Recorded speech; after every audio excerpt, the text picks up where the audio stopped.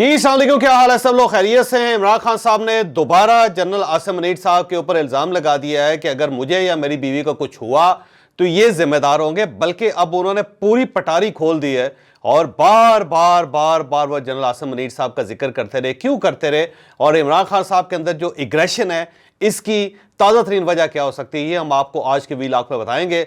और पाकिस्तान तहरीक इंसाफ के अंदर जो फूट पड़ रही है, इस फूट की वजह क्या है? क्या पार्टी इन्हें एक दूसरे के साथ लड़ने का फैसला कर लिया है? ग्रुपिंग किस किस की है और उसका मकसद क्या है, उसकी बैकग्राउंड क्या है, ये हम आपको आज के वीलॉग में बताएंगे। और शेर अफजल मरवत साहब ने राना सनाउल्लाह साहब के लिए एक ऐसे प्लान का जिक्र कर दिया जिसने सबको हैरान कर दिया। शेर अफजल मरवत साहब ऐसा लगता है जैसे राना सनाउल्लाह साहब को अपनी पार्टी में समझ रहे हैं। क्यों समझ रहे हैं, ये भी हम आपको आज के वीलॉग में बताएंगे। और पाकिस्तान तहरीक इंसाफ के पहले वर्कर को मिलिट्री कोर्ट से रिहाई मिल गई। ये कौन है, क्यों है, किस तरह रिहाई मिली और क्या ये सिर्फ आखिरी और पहले वर्कर हैं या इसके अलावा भी हैं, ये भी हम आपको आज के वीलॉग में बताएंगे। हम सबसे पहले शेर अफजल मरवत साहब की तरफ जाते हैं। उन्होंने राना सनाउल्लाह साहब के बारे में बड़ी दिलचस्प किस्म की बात की। उन्होंने ये कहा कि मुझे अब जाके पता चला है कि राना सनाउल्लाह साहब को फैसलाबाद से क्यों हराया गया है, क्योंकि उसकी वजह यह थी कि अगर राना साहब जीत जाते तो फिर मोहसिन नकवी साहब को वजीर दाखिला नहीं बनाया जा सकता था। अब मोहसिन नकवी साहब को क्योंकि वजीर दाखिला बनाना था, लिहाजा इसलिए राना सनाउल्लाह साहब को फैसलाबाद से हरा दिया गया। और जिस तरह उन्होंने पूरा प्लान बयान किया, ऐसा लग रहा था जैसे शेर अफजल मरवत साहब इस पूरे प्लान को जानते हैं और उन्होंने अपनी आंखों से देखा है सब कुछ, जिस तरह उन्होंने इस चीज़ का इजहार किया। और आज उन्होंने वाकई राना सनाउल्लाह साहब का मुकदमा राना सनाउल्लाह साहब से ज़्यादा बेहतर लड़ा। तो अब राना साहब को मेरा मशवरा है कि आपने अगर वकील करना है तो शेर अफजल मरवत साहब को करें, क्योंकि वो आपका मुकदमा आपसे ज़्यादा बेहतर लड़ रहे हैं। तो ये एक नया इंकशाफ है शेर अफजल मरवत साहब की तरफ से, जो जाहिर है अब बार बार किया जाएगा पाकिस्तान के अंदर, क्योंकि आज इमरान खान साहब ने भी जेल के अंदर कहा। वो बड़ी तफसील के साथ हम आगे चल के बताएंगे कि इमरान खान साहब ने क्या क्या कहा। लेकिन उन्होंने ये कहा है कि बादशाह पीछे बैठा हुआ है और मोहसिन नकवी साहब वायसराय की तरह काम कर रहे हैं और ये जो प्राइम मिनिस्टर साहब हैं, ये बाकी गवर्नमेंट है, इसकी कोई हैसियत नहीं। इस हुकूमत को मोहसिन नकवी साहब चला रहे हैं और पीछे से जो बादशाह साहब बैठे हुए हैं वो चला रहे हैं। ये बात बड़ी अजीब सी लगती है, लेकिन आगे चल के मैं पूरी तफसील आपको इस बात की बताऊंगा। आज पाकिस्तान तहरीक इंसाफ के एक वर्कर जिसका नाम अदरीस है, उसे रिलीज कर दिया गया है और इन्हें 9 मई के बाद गिरफ्तार किया गया था। और ये उन 15 से 20 लोगों में शामिल हैं जिनके बारे में अटॉर्नी जनरल ऑफ पाकिस्तान ने सुप्रीम कोर्ट ऑफ पाकिस्तान में कहा था कि अगर आप इजाज़त दें तो कुछ ऐसे वर्कर्स हैं जिनके खिलाफ कोई पर्चा नहीं बनता था, वो बगैर किसी वजह के मिलिट्री कोर्ट्स के अंदर ज़ेरे समात हैं। अगर आप इजाज़त दें तो हम कम से कम उन लोगों को रिहा कर दें, क्योंकि उनका इतना जुर्म है नहीं जितना अरसा वो जेल के अंदर रह चुके हैं। तो सुप्रीम कोर्ट ऑफ पाकिस्तान ने कंडीशनल इजाज़त दी थी कि अगर आप इन लोगों को ईद से पहले पहले रिहा कर सकते हैं तो फिर आप रिहा कर सकते हैं और इनकी रिहाई का जो बुनियादी मुकदमा है उसके ऊपर कोई अफेक्ट नहीं होगा। तो ये सुप्रीम कोर्ट ऑफ पाकिस्तान की इजाज़त से आज एक अदरीस नाम के वर्कर को रिहा कर दिया गया और ये 9 मई और 10 मई के वाक़यात के अंदर गिरफ्तार हुआ था। लेकिन जब इन्वेस्टिगेशन की गई तो पता चला कि इसका इतना ज़्यादा जुर्म नहीं था जितना इसके ऊपर थोप दिया गया। लिहाजा इसे बहुत पहले मिलिट्री कोर्ट से रिहा हो जाना था। लेकिन जब सुप्रीम कोर्ट ऑफ पाकिस्तान ने स्टे आर्डर जारी कर दिया और मिलिट्री कोर्ट्स के तमाम मुकदमात को रोक दिए, तो ये भी उन 15 से 20 लोगों में शामिल था जिन्हें रिहा होना था, लेकिन इनकी रिहाई रुक गई और इस वजह से अब तकरीबन 9 महीनों से ये जेल के अंदर है। तो अदरीस को रिहा कर दिया गया, वो अपनी फैमिली के पास चला गया और अब वो अपनी फैमिली के साथ ईद मनाएगा। और इसके साथ साथ 15 और लोग भी हैं, बल्कि 14 और लोग भी हैं जिनकी रिहाई आज से लेके कल तक और परसों तक ये भी मुमकिन हो जाएगी। इससे पहले पहले तकरीबन 15 वर्कर्स पाकिस्तान तहरीक इंसाफ के अपने घरों को पहुंच जाएंगे और वो अपने लवाहिकीन के साथ ईद मनाएंगे। लेकिन इन सब ने कमिटमेंट की है कि ये बाहर जाके किसी किस्म की स्टेटमेंट नहीं देंगे, किसी मीडिया पे नहीं आएंगे, कोई बात नहीं करेंगे, ना जो अंदर की सूरत हाल है वो किसी को बताएंगे। तो इन सब लोगों ने ये लिख कर दिया हुआ है और ये अहद किया हुआ है कि ये घर जाके अपनी फैमिली के साथ बड़ी पुरसकून ज़िंदगी गुजारेंगे और किसी किस्म की पॉलिटिकल एक्टिविटी के अंदर ये शरीक आइंदा नहीं होंगे। और अगर ये आइंदा शरीक हुए तो फिर इनके खिलाफ बड़ी कार्रवाई की जाएगी। तो ये अदरीस उनमें शामिल है जिन सब ने कमिटमेंट की है कि अब वो बड़े अच्छे बच्चे बन के अपने घर में बैठेंगे और कोई गड़बड़ नहीं करेंगे। पाकिस्तान तहरीक इंसाफ के अंदर एक फूट पड़ी हुई है और इस फूट का सबसे पहला जो आगाज़ है या पहला जो इंकशाफ है वो शहरयार अफरीदी साहब ने कोहाट में जलसे से खिताब करते हुए किया। ये खिताब अब तक सोशल मीडिया पर बहुत वायरल हो चुका है और आपने भी सुना होगा। लेकिन उसकी जो कुछ चीज़ें वो मैं आपके सामने रख देता हूँ। उन्होंने कहा कि जो वर्कर्स हैं, जिन्होंने जान दी हुई है, जिनकी माओ बहनों को बड़ा बेइज्जत किया गया और जिनके घरों के ऊपर अटैक हुए, जिनके सारे कारोबार तबाह कर दिए गए, पार्टी ने उनको साइडलाइन कर दिया गया और उनकी जगह कुछ ऐसे लोग आ गए जो पैराशूट बांध के पार्टी के अंदर आए और पार्टी के जो मेन ओहदे हैं वो सब उनके पास चले गए। तो शहरयार अफरीदी साहब ने इंकशाफ किया, उसके बाद बड़ा तहलका मच गया। अब सवाल ये कि क्या सिर्फ शहरयार अफरीदी साहब अकेले हैं या फिर पार्टी के अंदर कुछ और लोग भी हैं जो इस ग्रुप के साथ ताल्लुक़ रखते हैं, और जो दूसरे लोग हैं वो ज़ाहिर है पैराशूटर्स हैं, वो अपॉर्चुनिस्ट हैं। जब अपॉर्चुनिटी पैदा हुई तो वो पार्टी में शामिल होकर उन्होंने पार्टी की जो मेन सीटें थी, कुर्सियाँ थी, उन सब के ऊपर कब्जा कर लिया। तो अब मसला यही है कि शहरयार अफरीदी साहब अकेले नहीं हैं, बल्कि इस पार्टी के अंदर वो तमाम लोग जो पिछले 10 या 12 साल से इस पार्टी के अंदर हैं और जो 2022 में जब गवर्नमेंट खत्म हुई और उसके बाद प्रेशर आया पार्टी के ऊपर, उसके बावजूद वो पार्टी में रहे और उनमें से किसी ने पार्टी छोड़ने का ऐलान नहीं किया। फिर उसके बाद जब इमरान खान साहब की गिरफ्तारी हुई, 9 मई हुआ, और उसके बाद जब बहुत ज़्यादा क्रैकडाउन पार्टी के ऊपर आया तो बहुत सारे लोग ज़ाहिर है उनके जो 80% जो लीडर्स थे वो सब तितर बितर हो गए और उन्होंने पार्टी छोड़ दी। लेकिन उस बुरे वक्त में भी शहरयार अफरीदी जैसे लोग या शादाना गुलजार साहिबा जैसे लोग या फिर हमाद अज़हर साहब जैसे लोग या मियाँ असलम साहब जैसे लोग या फिर मुराद सईद साहब जैसे लोग या जरताज गुल साहिबा जैसे लोग, बहुत सारे ऐसे लोग हैं जिन्होंने अपनी जगह नहीं छोड़ी। इसमें असद कैसर साहब का जिक्र भी मैं करूँगा और साथ साथ शौकत यूसुफज़ई का जिक्र करूँगा। बिलखसूस शौकत यूसुफज़ई के ऊपर भी बहुत प्रेशर था, लेकिन उस बंदे ने कमाल करैक्टर का मुजाहरा किया। वो यहीं रहा, वो मुल्क से बाहर भी नहीं गया, पेशावर के अंदर रहा और उससे पार्टी भी नहीं छोड़ी और हर किस्म का प्रेशर उसने बर्दाश्त किया। तो ये सब लोग जो हैं इन्होंने बड़ा मुश्किल वक्त गुजारा है। अगर आप किसी एक शख्स की भी कहानी सुने तो सुनने के बाद आप कानों को हाथ लगाने पर मजबूर हो जाएंगे।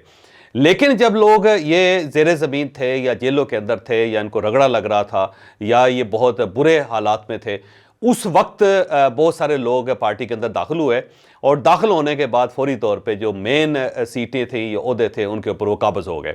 जैसे इंट्रा पार्टी इलेक्शन हुआ तो इंट्रा पार्टी इलेक्शन में तो ये सारे ओहदे उनको मिले जिनकी पार्टी के लिए कोई कंट्रीब्यूशन नहीं थे, बल्कि उनमें से कई लोग ऐसे हैं जो साल पहले आए, जो 1.5 साल पहले आए, जो 2 साल पहले आए, बल्कि कुछ ऐसे लोग भी हैं जो 3-4 महीने पहले आए।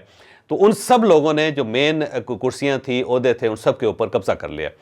उसके बाद जब 8 फरवरी के इलेक्शन हुए तो पार्टी ने जो पुराने वर्कर्स थे उनकी कुर्बानियों को वोट दिया और ये लोग जो नए थे इनको भी ज़ाहिर सीटें मिल गई। और उसके बाद जो पुराने लोग हैं उन्होंने वापस आना शुरू किया। जब वापस आना शुरू किया तो अब उनके लिए कोई स्पेस ही नहीं है।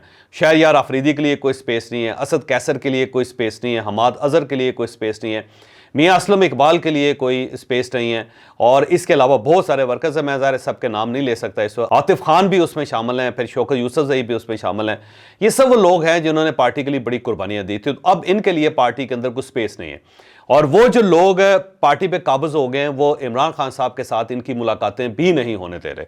तो अब वो लोग जो पार्टी का असल असासा हैं उनकी रसाई इमरान खान साहब तक नहीं है, ना वो इमरान खान साहब से मुलाकात कर पा रहे हैं। तो वो ज़ाहिर कलप रहे हैं, वो तड़प रहे हैं और वो देख रहे हैं कि उनकी जो पार्टी थी जिसके लिए उन्होंने इतनी कुर्बानियाँ दी उसके ऊपर दूसरे लोग काबिज हो चुके हैं। उसके अंदर शेर अफजल मरवज़ जैसे लोग आगे हुए हैं और वो धनधनाते फिर रहे हैं पार्टी के अंदर, और हर जो ग्रुप बनता है या हर जो लिस्ट बनती है उसके अंदर शेर अफजल मरवज़ का नाम आ जाता है और वो जो पुराने लोग हैं उन सब के सीने के ऊपर मोंग दलते हैं, जो ज़ाहिर है पार्टी के लिए एक्सेप्टेबल नहीं है। तो अब पार्टी के अंदर बाकायदा एक धड़ा बना है जो नज़रियाती धड़ा जिसको कहा जा सकता है, और वो प्रेशराइज कर रहा है चेयरमैन को, साबिक चेयरमैन को या बानी चेयरमैन को कि जनाब हम भी तो हैं, हमने तो मुश्किल वक्त में आपका साथ दिया है और उस वक्त साथ दिया है जब आपके साथ कोई शख्स खड़ा होने के लिए तैयार नहीं था, लेकिन आपने हमारी बर्फ़ी उठा के उन लोगों को दे दी जिन्हें पार्टी में आए हुए सिर्फ 2 हफ्ते हुए हैं। तो अब मेहरबानी करके कोई डिवीज़न करें, वो भी रहें लेकिन हमें भी कुछ स्पेस दें जहाँ पे हम बैठ सकें और पार्टी के लिए बात कर सकें। तो बड़ी वाज़ेह किस्म की एक डिवाइड पार्टी के अंदर आई है और अब वो इमरान खान साहब को प्रेशराइज़ कर रहे हैं। तो मेरी इंफॉर्मेशन ये है कि इमरान खान साहब इन सब को एडजस्ट करने के लिए तैयार बैठे हुए हैं और उनको फील हो रहा है कि अगर उन्होंने इन सब की बात ना सुनी तो पार्टी के अंदर ठीक ठाक किस्म की बगावत हो जाएगी। अगर ये बगावत हो गई तो इसका इमरान खान साहब को बहुत नुकसान है। लिहाजा इमरान खान साहब इस पर वाकई वरीड हैं और उन्होंने ये फैसला किया है कि वो फौरी तौर पे इन सब से बात करें, इन सब से मुलाकात करें और इनकी तारीफ़ कलब करें, क्योंकि इनका ये ख्याल है कि 3-4 ही लोग हैं जो पार्टी के अंदर काबिज़ हैं, जिसमें एक साइड पे गौहर खान है, फिर अली ज़फ़र है, फिर अमैर नियाज़ी है जो वकील हैं ज़ाहिर है, फिर शेर अफजल मरवत है, फिर अब उमर अयूब आ गए हैं जो बड़ी ज़बरदस्त किस्म की ज़िंदगी गुजारते रहे हैं, मुश्किल वक्त में भी अपने घर के अंदर रहें, बल्कि उनके वालिद साहब का इंतकाल हुआ तो वो बाकायदा जनाजे में भी आए और किसी ने उनको गिरफ्तार नहीं किया। तो ये पार्टी के लोग ये कह रहे हैं कि उमर अयूब साहब भी उनके अंदर शामिल हैं। तो ये वो सब लोग हैं जो मियाँ मिट्ठू हैं, जो बाकायदा चूरी खा के पार्टी के ऊपर काबिज़ हो चुके हैं और ये सारे जो ओहदे हैं इन्हीं के पास हैं। तो अब पार्टी के जो पुराने वर्कर्स हैं या पुराने लीडर्स हैं वो इमरान खान साहब से अपना हिस्सा लेना चाहते हैं। तो पार्टी के अंदर एक दरार मौजूद है जो आने वाले दिनों में ज़्यादा वसी होगी। जब ज़्यादा वसी होगी तो इमरान खान साहब को उसे एड्रेस करना पड़ेगा। आज अडयाला जेल में 190 मिलियन पाउंड का केस था और उस केस में इमरान खान साहब को मीडिया से बात करने का मौका मिला और इस मरतबा उन्होंने ठीक ठाक किस्म की बात की और इतनी ज़्यादा बात की कि जिसकी तवक्को नहीं की जा रही थी। अब ये जो बातें उन्होंने की हैं मैंने पहले तो आपको वो सुनाऊंगा और उसके बाद आपको ये बताऊंगा कि बेसिकली ये इमरान खान साहब कर क्यों रहे हैं, क्योंकि ये एक बड़ी इंपॉर्टेंट चीज़ है कि जब आपको पता चलेगा कि क्यों इमरान खान साहब कर रहे हैं तो फिर आपको अंदाज़ा होगा कि पार्टी के अंदर चल क्या रहा है। तो उसमें उन्होंने कहा कि सारी कौम को पता है कि जनरल आसिम मनीर मुल्क चला रहे हैं, जो ये इमरान खान साहब क्लेम कर रहे हैं। आज उन्होंने रिपोर्टर के साथ बात करते हुए कहा, जनरल आसिम मनीर ने मुझे तोड़ने के लिए तोशा खाना रेफरेंस में बुशरा बीबी को सज़ा दिलवाई। मुझे और मेरी बीवी को कुछ होता है तो जनरल आसिम मनीर जिम्मेदार होंगे। London plan general Asim Munir और नवाज शरीफ के दरमियान था। लंदन प्लान के लिए जजेस को भी साथ में लाया गया। ISI ने जजेस की तकर्रियाँ करवाईं। अगस्त में जब मुझे पकड़ा गया तो पुलिस मेरे बेडरूम में दाखिल हुई, वहाँ से मेरा पासपोर्ट और चेक बुक भी ले गए। इनाम शाह और तोशा खाने के एक मुलाजम को ISI ने मेरे खिलाफ वादा माफ़ गवाह बनाया। तोशा खाना में सज़ा दिलवाने के लिए दुबई में पार्ट टाइम सेल्समैन से ग्राफ ज्वेलरी सेट की मालियत का तखमीना लगवाया गया। फिर तोशा खाना रेफरेंस बनाने पर चेयरमैन नैब और इनाम शाह के खिलाफ केस करूंगा। ये कह रहे हैं वो केस करेंगे जब वो आज़ाद होंगे। फवाद चौधरी प्रेस कॉन्फ्रेंस कर चुका था लेकिन इसके बावजूद इसे वादा माफ़ गवाह बनाने के लिए पकड़े रखा। परवेज़ इलाही और शाह महमूद कुरैशी आज प्रेस कॉन्फ्रेंस कर रहे हैं तो इनके केस ख़त्म हो जाएंगे। चीफ जस्टिस सुप्रीम कोर्ट काजी फायज़ ईसा को फैसलाबाद केस और भुट्टो केस भी याद है। काजी फायज़ ईसा को नज़र नहीं आ रहा कि लोग मिलिट्री जेलों में पड़े हुए हैं। 18 मार्च को मुझे जुडिशल कम्प्लेक्स में कत्ल करने का मंसूबा था, ये उनका कहना है। 24 घंटे पहले जुडिशल कम्प्लेक्स को टेक ओवर कर लिया गया था। सादा कपड़ों में मलबूस बहुत से लोग जुडिशल कम्प्लेक्स में मौजूद थे। क्यों जुडिशल कम्प्लेक्स की CCTV फुटेज सामने नहीं लाई जा रही? जो ईस्ट पाकिस्तान में हुआ वही आज हो रहा है और मशरकी पाकिस्तान में मुजीबुर रहमान का मैंडेट चोरी करके मुल्क तोड़ा गया। मुजीबुर रहमान की अक्सरियत से याह्या खान की ताकत ख़त्म हो जाती। हमूदुर रहमान कमीशन रिपोर्ट में लिखा गया है कि मुजीबुर रहमान इलेक्शन जीत गया था। फिर मशरकी पाकिस्तान की तरह अब भी हमारा मैंडेट कम करके हमें कंट्रोल करने की कोशिश की जा रही है। इस वक्त बादशाह पीछे बैठा है और मोहसिन नकवी वाइसराय बना हुआ है। शहबाज शरीफ फीते काटता फिर रहा है, इसके पास कोई ताकत नहीं। मुल्क का माशी तौर पर बेड़ा गर्क होने लगा है। जजेस कह रहे हैं कि एजेंसियाँ धमका रही हैं। आसिफ अली जरदारी और शरीफ फैमिली के अरबों डॉलर बैरून मुल्क पड़े हुए हैं। आसिफ जरदारी ने बयान दिया कि एक सियासी जमात फ़ौज का इमेज ख़राब कर रही है। जब हम इक़्तिदार में थे तो फ़ौज का इमेज आसमान पर था। ये क्लेम है इमरान खान साहब। अच्छा, फ़ौज का इमेज उस दिन ख़राब हुआ जब ये चोरों के साथ बैठे। जरदारी और नवाज शरीफ की करप्शन का हमें ISI और जनरल बाजवा ने खुद ही बताया था। जरदारी और नवाज शरीफ ने तोशा खाने से गाड़ियाँ ली, इनका केस क्यों नहीं सुना जा रहा? जनरल आसिम मनीर की तकर्री से पहले आरफ अलवी के ज़रिए पैगाम भेजा था कि हम तुम्हारे मुखालिफ नहीं हैं। मैंने आरफ अलवी के ज़रिए जनरल आसिम मनीर को टेलीफोन करवाया था कि मुझे इसके लंदन प्लान के बारे में मालूम है। अली ज़ैदी भी राब्ते में था, इसके ज़रिए भी पैगाम दिया था कि न्यूट्रल रहें और मुल्क को चलने दें। हमें कहा गया कि फ़िक्र ना करो, वो न्यूट्रल रहेंगे। मैं किसी की ग़ुलामी कबूल नहीं करता, ग़ुलामी से बेहतर मौत है। क्या आपको काजी फायज़ ईसा से इंसाफ की तवक्को है? एक सहाफ़ी ने ये पूछा था, इमरान खान साहब थे, तो उसका जवाब उन्होंने कहा। कुछ देर वो खामोश रहे और बोले कि कौम सब कुछ देख रही है, इस पर कोई राय देना नहीं चाहता। आज मुल्क बदल चुका है और लोगों में शऊर आ चुका है। हमें गद्दार बनाया गया, 9 मई में बसाया गया, लेकिन कौम ने 8 फरवरी को बता दिया कि वह कहाँ खड़ी है। कई जजेस Mohsin Naqvi chief election commission और निगरान हुकूमत लंदन प्लान का हिस्सा थे। मैंने कभी फ़ौज से लड़ाई नहीं की। जनरल बाजवा ने हमारी पीठ पर छुरा घोंपा। मैं जनरल बाजवा को डी-नोटिफाई कर सकता था लेकिन नहीं किया। हमने इस सब के बावजूद जनरल बाजवा से मुलाकात के लिए कमेटी बनाई। सिर्फ सिपा सालार फ़ौज नहीं, वो इलेक्शन लड़कर नहीं आया। जनरल याह्या ने भी अपनी ताकत के ज़रिए मुल्क को तबाह किया था। जनरल याह्या मुजीबुर रहमान से बात कर लेता तो सरेंडर ना करना पड़ता। ये बहरहाल बहुत एक लंबी चौड़ी आज उन्होंने बात की है और इसके अंदर और बहुत सारी चीज़ें हैं जो मैं ज़ाहिर अगर दोहराता रहूँगा तो बहुत ज़्यादा टाइम आपका वेस्ट हो जाएगा। अब इमरान खान साहब का इशू ये है कि वो इसलिए जनरल आसिम मुनीर का जिक्र कर रहे हैं कि जो अली अमीन गंडापुर साहब जब उन्होंने कोर कमांडर हाउस में जाके पूरी कैबिनेट के साथ कोर कमांडर के साथ मीटिंग की, वहाँ पे उन्होंने अफ्तारी की, उसके बाद उन्होंने ब्रीफिंग ली, तो जब ये खबर लीक हो गई और उसके बाद खबर ने आना शुरू हुआ और फिर इसके बाद सोशल मीडिया के ऊपर जब लोगों ने शोर मचाना शुरू किया, तो इमरान खान साहब और पाकिस्तान तहरीक इंसाफ बैक फुटिंग पे है। और उस अब खजालत को दूर करने के लिए इमरान खान साहब जो हैं जनरल आसिम मुनीर से बराह रास्त टक्कर ले रहे हैं। उससे पहले वो खामोश बैठे हुए थे। अब सवाल ये है कि आपको जब पता था कि अली अमीन गंडापुर साहब कोर कमांडर से मिल रहे हैं तो आप उन्हें रोक लेते, क्योंकि वो तो आपकी इजाज़त से वहाँ पे गए थे। तो जब आपने उसको रोका नहीं तो अब उसमें फ़ौज का क्या ताल्लुक़ है? फिर जब आप वहाँ पे चले गए, जाके आपने उनके साथ बातें की, कुछ प्लान डिस्कस हुए और अब उन प्लान्स पे खैबर पख्तूनख्वा की गवर्नमेंट अमल दरामद कर रही है, तो फिर इमरान खान साहब को ये सब कुछ बोलने की क्या ज़रूरत है? मेरा ख्याल है इमरान खान साहब एक स्मोक स्क्रीन क्रिएट करना चाहते हैं और उसकी बुनियादी वजह यह है कि जब ये अली अमीन गंडापुर साहब की खबर लीक हो गई तो उससे पाकिस्तान तहरीक इंसाफ बैक फुट पे है।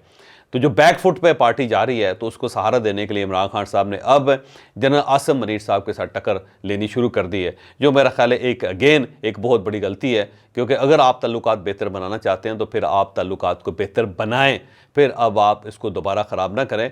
ये दूध की लस्सी बना देना, फिर लस्सी को दोबारा दूध बनाने की कोशिश करना, या अंडे को आमलेट में तब्दील कर लेना, फिर आमलेट को दोबारा अंडा बनाने की कोशिश करना, ये मेरा ख्याल है बहुत बड़ी हमाकत है। और इमरान खान साहब को इस हमाकत से बाहर निकल के ये सोचना चाहिए कि उन्होंने अंडे को अंडा रखना है या फिर उसका आमलेट बनाना है, क्योंकि ये हर चीज़ रिवर्सेबल नहीं होती।